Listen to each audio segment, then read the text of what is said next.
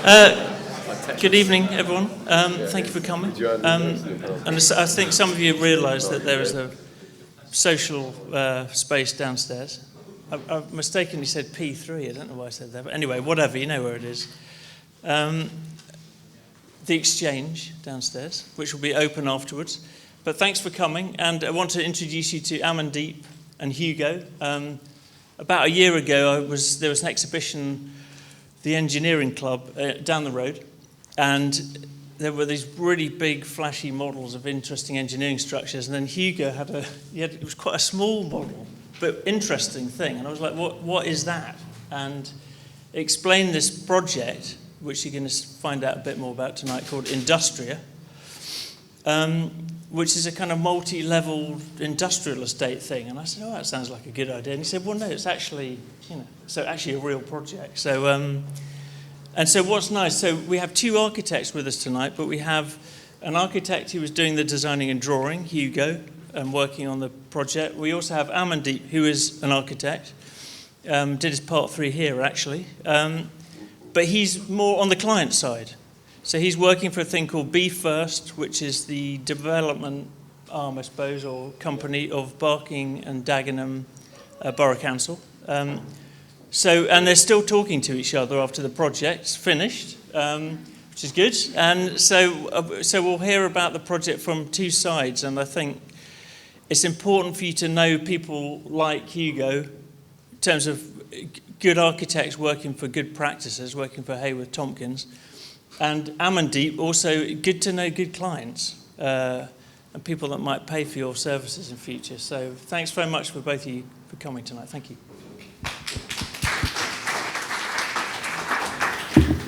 Great, thanks for that, Will. I'm going to contextualise the project a little bit first. So, Barking and Dagenham, we are in East London, surrounded by all those lovely boroughs. And this is where the building that we'll be showing you is based. And here's a bit of a zoom in. So, this is a drawing somebody in my team did, which was part of the local plan, but wherever you see all the houses and the little icons is the projected growth over the next 20 years. And at the bottom here, where you see Thames Road, is where Industria is. And this is quite useful context for why Industria matters so much for when you're trying to free up land for residential development, particularly when it's an industrial-led site. Zooming back out, so there's a couple of challenges in Barking and Dagenham. It's got some of the lowest land values in London, and it's got some of the lowest income as well, the average household income.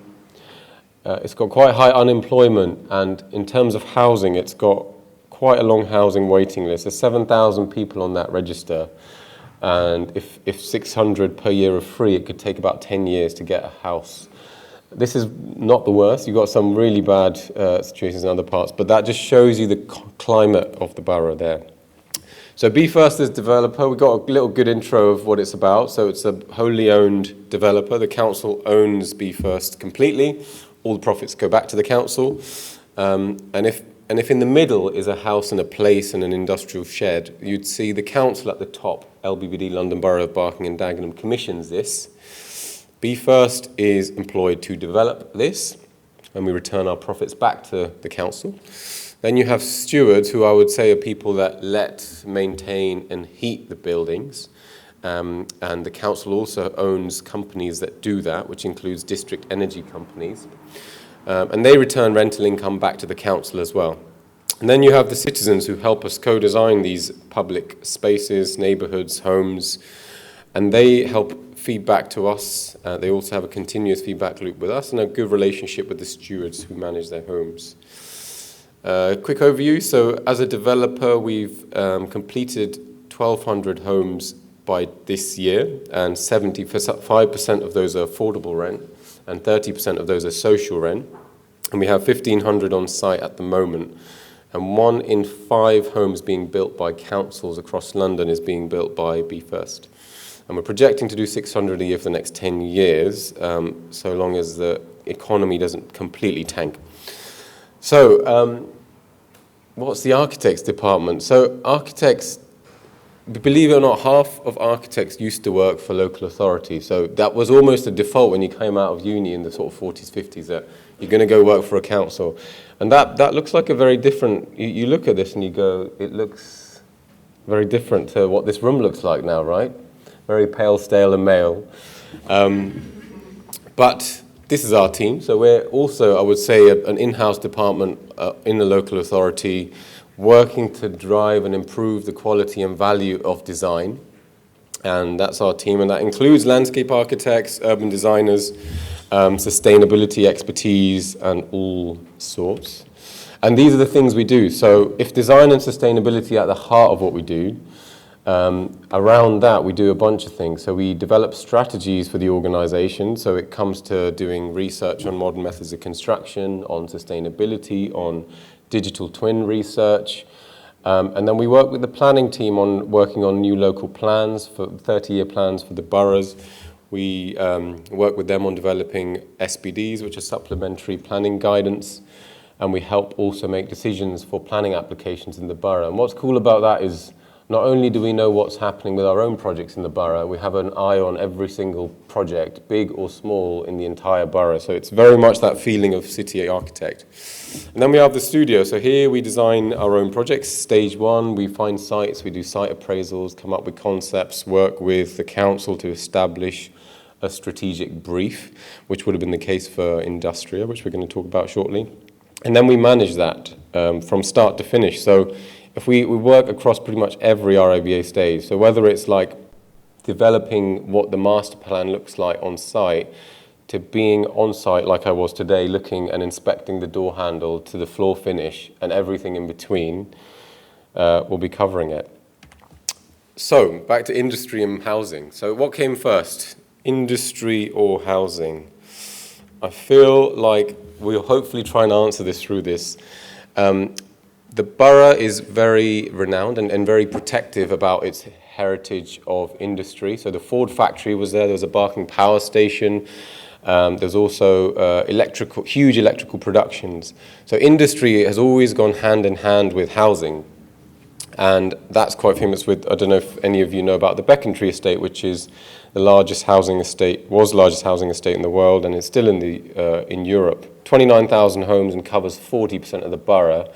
And it was built using disused factories after the First World War to create housing en masse, to clear slums in central London, to provide housing for the working class that had toilets inside. It sounds normal now, but it was revolutionary at the time. Good-sized kitchens, etc. And they worked hand in hand with the industry, so people lived very close to where they worked. Now there's a bit of a fight for industry and housing in terms of land. So I'll talk through what I mean about this. So industrial land has got a lot of pressure in London right now. Almost 500,000 square meters has been lost between this period to other uses like housing, like art spaces, etc. And you can see most of that has been in London, so 24% of that space is lost in London. Some places have gained it, but most of it, particularly where land values of housing have outstripped industry, so Manchester and London, we've lost industrial uses.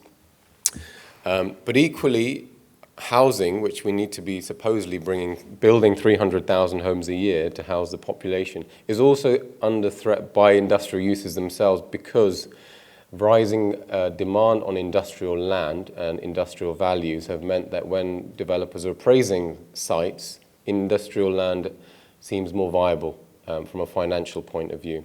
So then that's where the fight comes in. And when you think of industrial land, you're thinking of this type of stuff. And it's often this type of stuff you lose because they're tucked away quite close to residential edges and streets. They're quite messy and really inefficient use of land. But when this is replaced, it's usually replaced in terms of, from an industrial point of view, with some interesting things like this. So from 2019 onwards, you've got quite a lot of this type of industrial development, which are quite nice actually. They're great for startups, and they're great for kind of somebody who's 3D printing a model workshop or somebody who's doing pottery, but it's not really good for your MOT dealership or your carpet manufacturer, or I don't know, what other cool uses had you been exploring, Hugo? Anyone who uses a white van. Yeah, anyone with a white van. And we also need space for this kind of stuff, logistics. Everything we're ordering now on Deliveroo, Amazon, Uber Eats, they're all reliant on huge, big industrial sheds like this to make that happen. So what does London policy say about this? So bear with me, there's quite a lot on this page, but I'll talk through this. So because the London Mayor has recognised there's this huge tension between the two uses, the New London Plan protects industrial uses through what's called the to identifying land as strategic industrial land that's important to London as a whole. So the idea of that is, if you're building somewhere that has that status, generally speaking, you can't lose any industrial land that's already there. So if you're trying to make it more efficient, this is the kind of process you basically have to follow. So my mouse doesn't appear, but if you start from the top, let's say you've got a site with a shed, which is the B8, where it says B8 around the red box, and then it's got a yard space with its car park, and you want to start intensifying that site to provide some residential. You'll first start with the second diagram. You probably insert a new shed that's more intensifies that use. So if you see on the section on the right, you'll see a multi-story block there has appeared. You've still got that shed that's there. Once you provided that, then you can take that old shed down, drop it, and bring in some new residential. And in no point in this you lose industry, and that's the plan of what the Mayor effectively is trying to do. And on top of that, you have LSIL, which is locally strategic important land. So this is where local authorities are required to identify areas of industry that are important to them, not necessarily London as a whole, and protect them with almost the same level. And the idea is the Mayor does want to promote efficient use of land, but does not want to lose industry at that scale that we've been losing since 2011. So no net loss is important, and if you are developing on these sites and there is some loss, you have to provide 50% affordable housing to compensate for it. So some new typologies are emerging. So you either have something that is trying to mix resi with light industry, and that might be your little 3D printing companies or small scale startups that need makers spaces, which can work with residential without huge disruption. Then you get to sort of medium industry, and these might start becoming a little bit more manufacturing orientated and small scale distribution. And that's still uses you want to consider with how residential would stack on top of it. Or you'd start looking at another way to intensify industrial uses so you can free up land around it to build residential homes, which is the case with industry and Industria. And we hope to start creating this relationship with industry and housing again. So that is a new model for industry, which Hugo very ominously will talk about with his all black colour scheme. Intro. Hi, so I'm Hugo Braddick from Haworth, Tompkins Architects. And if you know us as architects, you might do so for our theatre work. We're sort of best known for theatres. We do lots of everything, but in the last 5 years or so, we've moved into urban industrial, and particularly stacked industrial and new forms of innovative industrial space. So, as Amandeep has said, there's been this historic loss of industrial land all across London. And then alongside that, a series of structural factors in the industry of industrial space that's put more pressure on industrial land. So online shopping and online retail grows year on year. I think we buy about 30% of our goods in the country online at the moment. In Japan, that's more like 60 or 70%. So the general feeling is that's going to keep going up. Then COVID struck in 2019. Changed the world, and one of the changes it did was show everybody how important logistics space is. Delivery became more important, so that's kind of accelerated that demand for big sheds.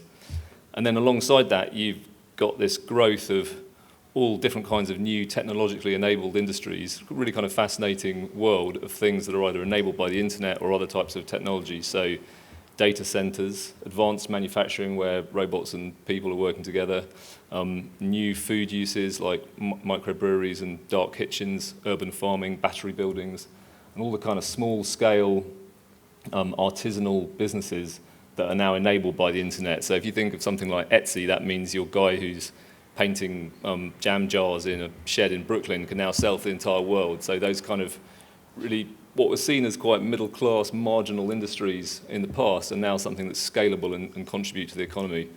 Not to mention all of the other kind of electric vehicle-related things, micro distribution, EV charging, and so on. So there's this whole group of quite a diverse range of industries. We call it new industry, that's also feeding into that demand for industrial space.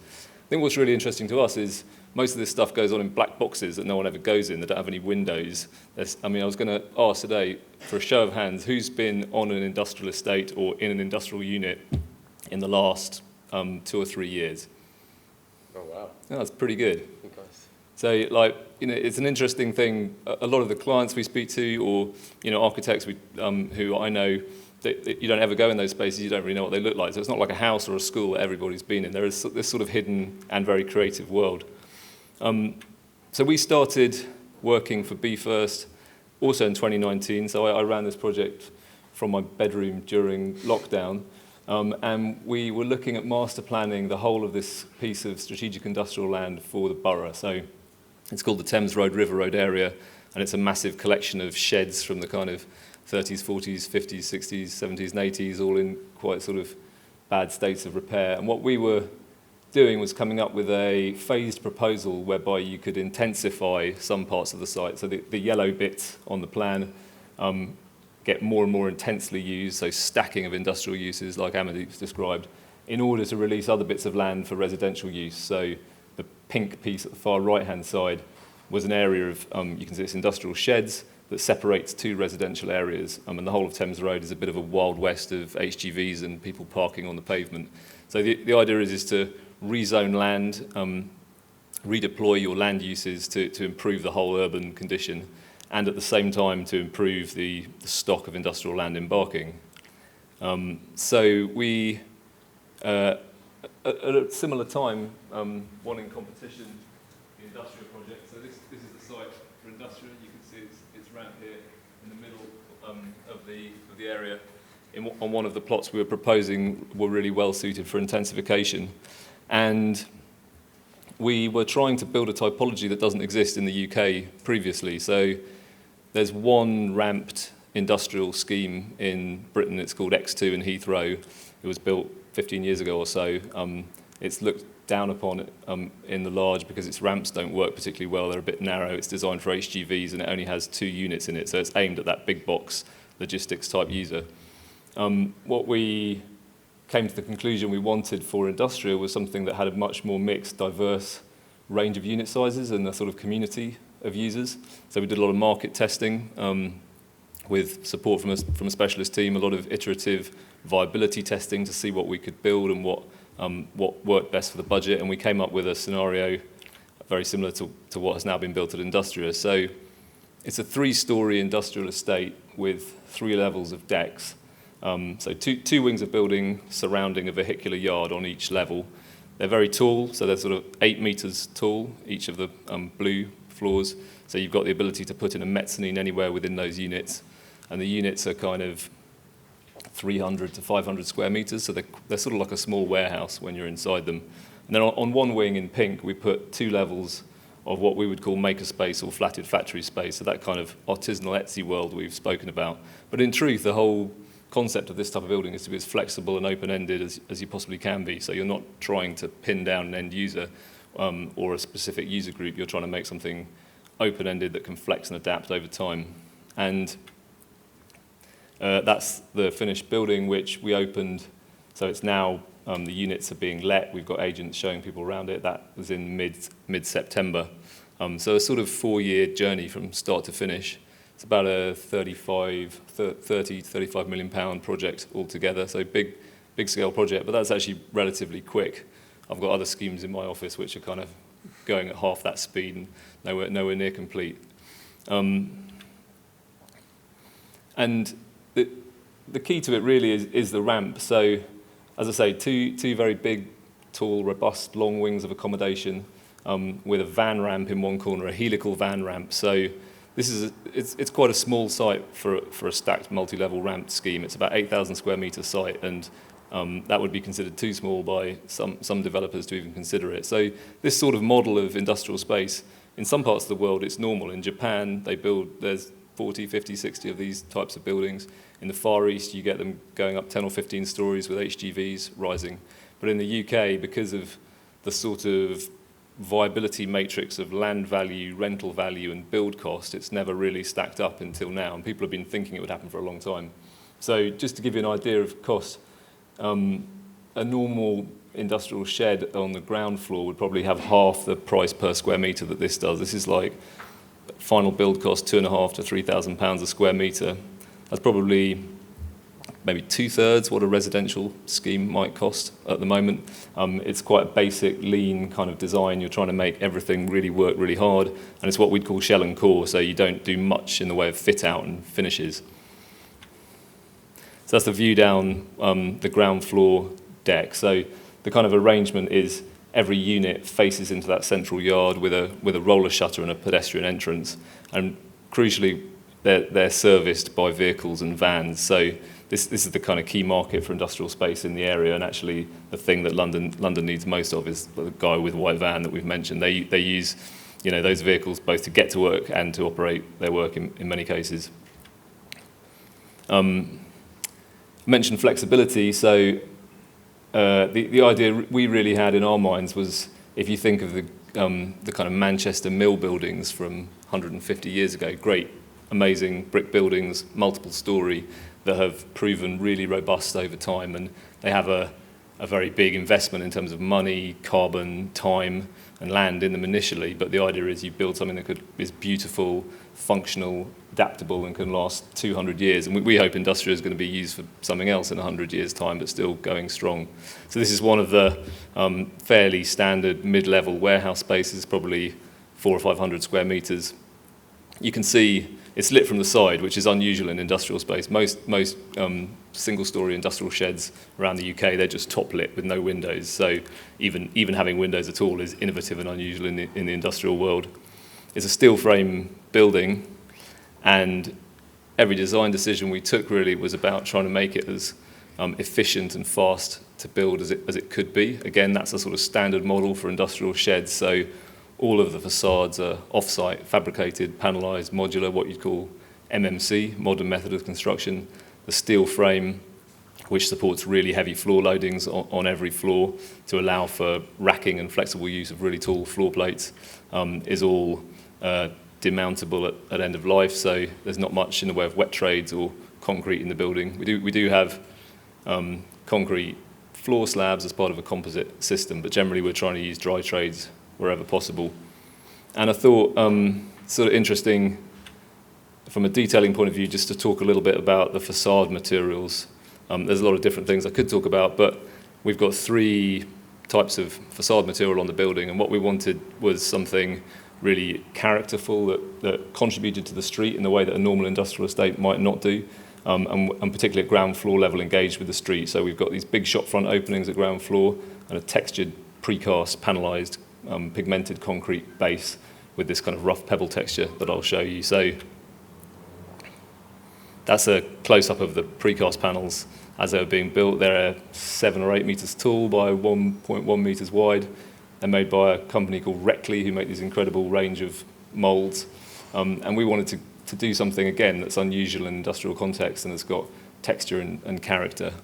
And then above that, we have a black metal panelised facade. So this wasn't a building material I'd ever used actually before this project, and it's kind of an amazing system. It's basically a composite piece of rock wool, about 270 mil across, with metal on either side that comes to site as one pre-finished thing.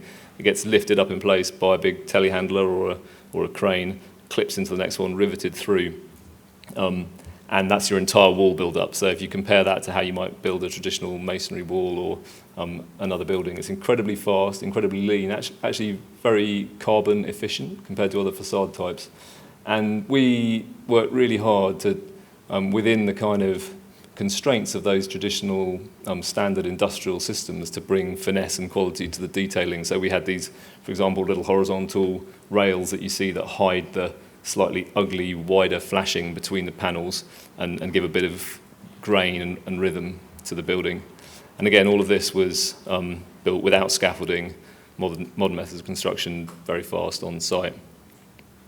So the outside face of the building that faces the street, although it's active and urbane, is quite restrained in a way. It's a palette of naturalistic concrete and black metal. Then inside the deck-facing facades, we wanted to do something that would contrast with that and have a much more tactile, lively, playful character. And we used a different type of cladding system. This is what's called a built-up system. So they basically build metal studs and insulation and metal panels over the top of that on site. So the panels are all made off site, but they're put together piece by piece.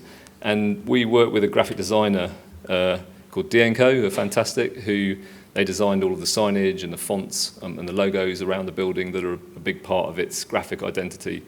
They came up with this helical ramp logo for the signage that was then abstracted into a sort of rectilinear checker pattern.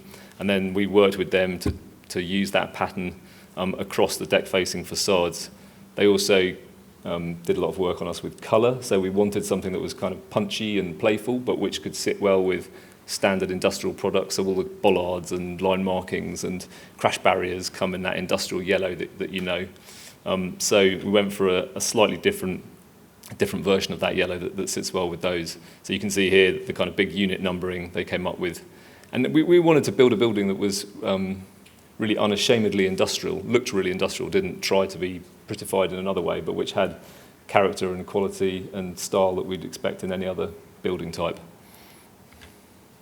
That was called it got referred to as the stripy pajamas, that sort of those cuffs peeking through at the entrance and on the deck ends. They give you a little flavour of what's happening inside the building when you're passing by it on the street. So part of the brief from Be First was to demonstrate to the world that you could do stacked industrial and it could be viable. And a really important part of that is letting the units. So we've got like 3 or 4 of the units under offer or heads of terms after a few weeks. That's a good sign.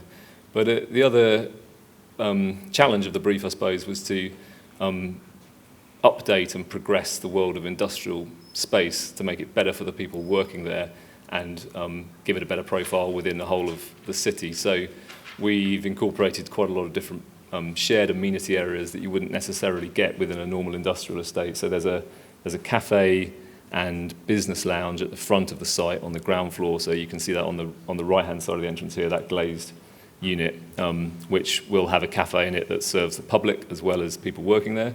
And it's also got hireable business rooms and a manned reception desk, so that if you're a tile cutter or a woodworker who's got a very dirty industrial unit, you've got a place to take clients or meet your staff that you can hire out with presentation facilities.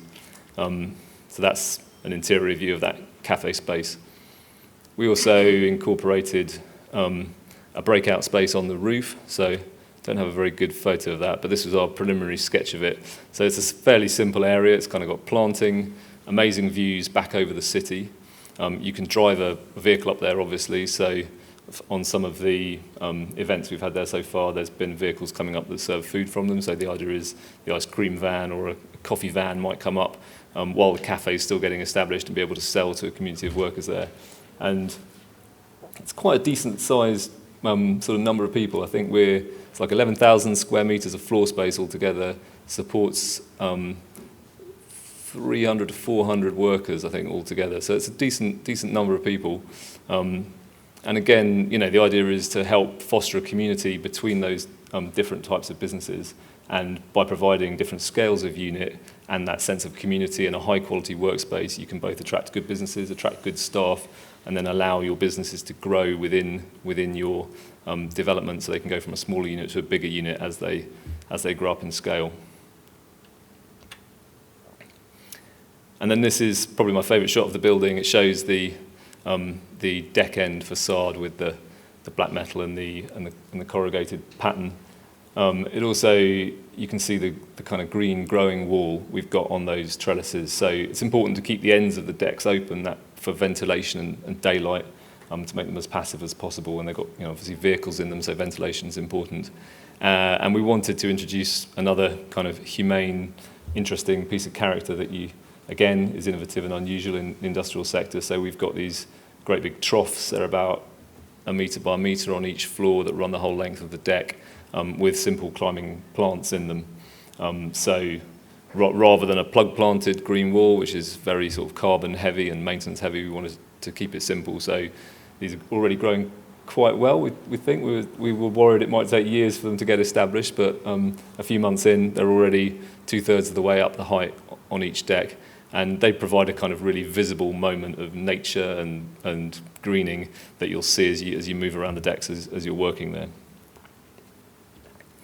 And then just finally, to finish, I thought it interesting just to illustrate a few of the other schemes in this sector that are coming forward in the UK. So we're really proud of Industria.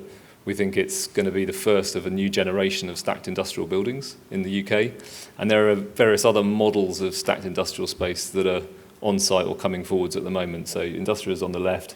Segro are one of the big industrial developers, and they've got a thing called the V Park in Wembley, which is a 5-storey building, similar scale to Industria, on site at the moment. And that's not served by ramps, but it's got huge banks of goods lifts going up and down. So that is really similar to the Manchester warehouse example of kind of stacked industrial space serviced by goods lifts. So that's due for completion next year.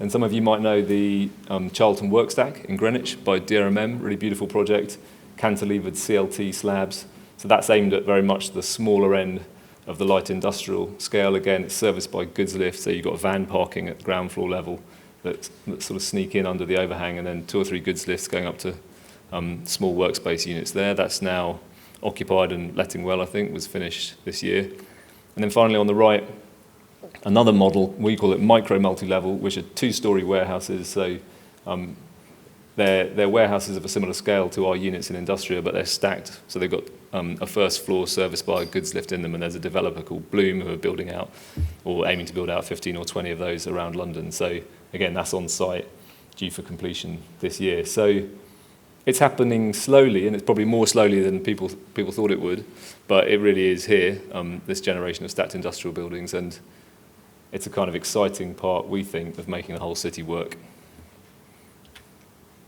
Thanks very much.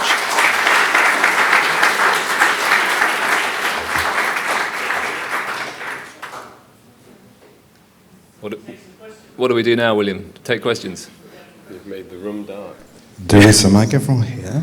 Just raise your hand and I will pass the mic. This is like the lighting you have at restaurants when they're trying to kick you out. You've got two examples at the end. You've got one with the ramp that goes up, and then you've got one that I assume has a loading bay with the lift. Yeah. Is there a difference in efficiency for those who show up at the site and want products? I guess they cater to a slightly different type of business. So if you are one of those, I mean, the general world of light industrial businesses, like we've said, they expect a white van to be able to drive to the face of their unit. They want to be able to load in and out through a roller shutter. So a lot of those businesses just wouldn't take space in the model that has a goods lift. I guess if there are other businesses that are, they're moving goods a bit less frequently, and so they would. So I don't think one's necessarily more efficient than the other. They're just aimed at slightly different parts of the market. I mean, the ramp schemes take up more space. They need a bigger site, and there's a whole world of stacked logistics sheds that I could show you that are kind of, our whole floor area is 11,000 square meters. Those big sheds get maybe 20,000 square meters on one floor plate, 12 or 15 meters tall with HGV ramps. So there are just lots of different models, and to be honest, at the moment, there's not that many sites it only really works in London, this model currently, because rental values are higher and land values are higher. So it's going to be a long time, we think, before you see it sort of spreading out into the rest of the country. But yeah, so it's different models for different businesses, basically. The ramped ones are the coolest ones, though, I think. I want to see that 15-story. Yeah. Yeah, one at the front.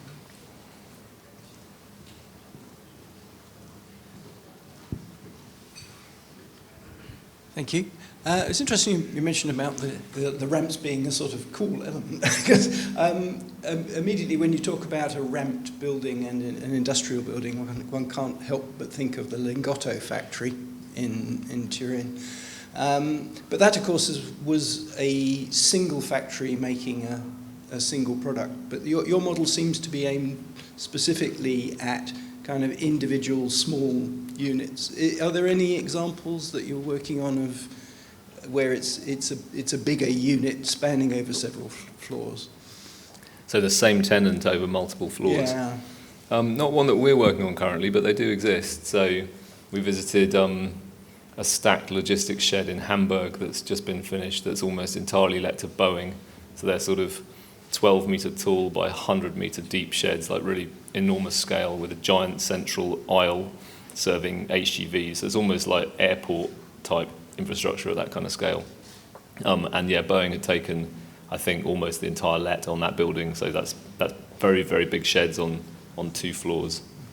I mean, the ramps are complicated, and the multi-tenanted thing is as well, because you can imagine one of the things that might put a tenant off this type of building is worrying that they're not going to be able to get their white van to their front door because some other plonker's going to have crashed into a bollard or whatever on the ramp. So I had to do quite a lot of work, with specialist transport consultants and vertical transport consultants on the goods lifts to try and model that, make sure the flows can work, build in redundancy. So, it's really important that it's a 2-lane ramp so that, if you do get someone who's stuck on the ramp, you can pass them.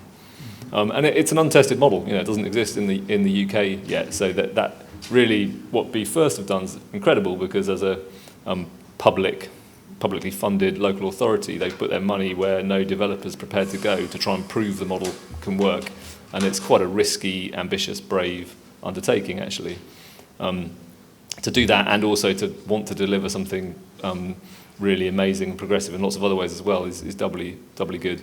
So everybody that we talk to is kind of watching with bated breath at the moment to see first of all, whether they find tenants for it, and then secondly, whether it actually works when they're, in practice. And we're confident it will do. When you stand there, it's quite a simple proposition. It's a bit like a multi-storey car park hybridised with a light industrial estate. But I always think, imagine what it was like when they first started building blocks of flats with elevators, and everyone was like, crikey, that looks that looks scary. No, it seems completely normal. So we'll see. And I think just to think this was specifically not to create something that was going to be for a single large owner that wants to have, 3 different aspects of their industrial line in one building. It was very much, if somebody wanted that, there's just much more efficient, cheaper ways of getting that embarking, because the land values will be cheaper and they could do whatever they want if they've got that much money. This is very much, if I would say which type of person, it's somebody that wants something small that they could see their business potentially growing without having to massively change where they're located in borough or their distribution. Somebody who wants to have a bit more of a community with the organisations around them, because of the way, like Hugo described, you tend to have an industrial yard, your fence, your car park, your shed, and then that's it, that's that model. So if you wanted somewhere where there's a bit more of a collegiate relationship between different manufacturers and makers, that's another type of person that wants to be there. And then I think it's also about how you get there, because obviously goods and logistics is important, but industrial areas are known for being extremely car and vehicular dominate, how you get there, how you come off it, how you arrive. So obviously in terms of PTAL there, it's not yet great, but we have got Barking Riverside Station with a huge cycle network developing, and the idea of what this is trying to do in terms of everything Hugo described in terms of a more sustainable way of looking at industry, having industrial units that are stacked, having SME organisations that can scale their organisation up. It's how do they get there? Not all employees need to come in on a car or a van, and certainly the building doesn't have space for everyone to do that, which means there's a bike store and lockers and changing rooms for people to arrive.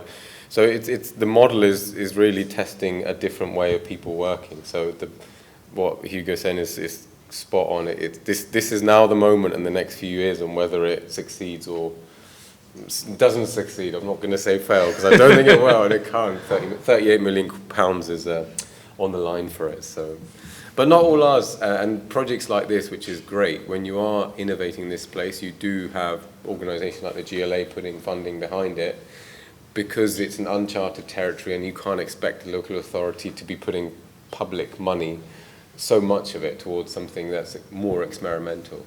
But that's why you have organisations like GLA and others putting money towards it, because it's seen as something that can further so much more than itself.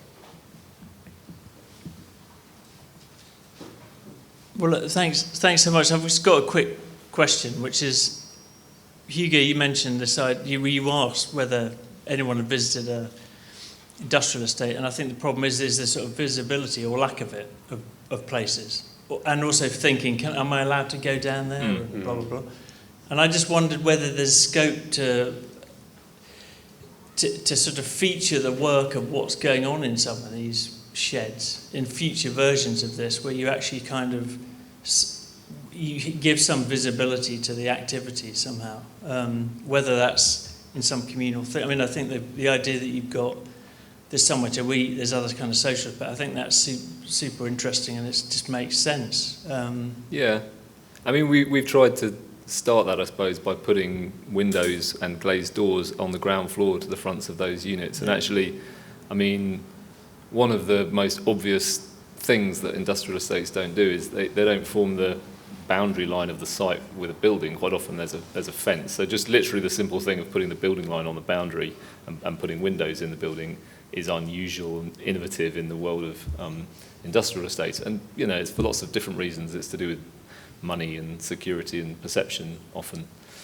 So yeah, we sort of sincerely hope that some of the types of businesses that go into those ground floor units can operate with a public-facing element. So they might be a Tops Tiles, but they've got a showroom, or they might be making something and show it in the window. But we're also kind of pragmatic enough to know that quite a lot of them might screen those windows for while they're there, or put roller shutters in and keep them down most of the time. You don't know what your tenant's going to do. It's part of the real pleasures of being an architect, I think, building something and then it's not yours anymore, seeing what happens to it. So yeah, it's that sense of celebrating the creative things that are happening on industrial estates really drives us.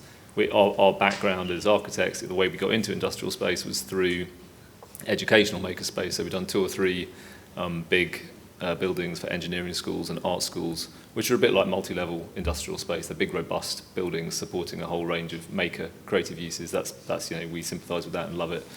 So yeah, we hope it works. Yeah, great. Well, look, thanks so much. Great project. Yeah, good luck.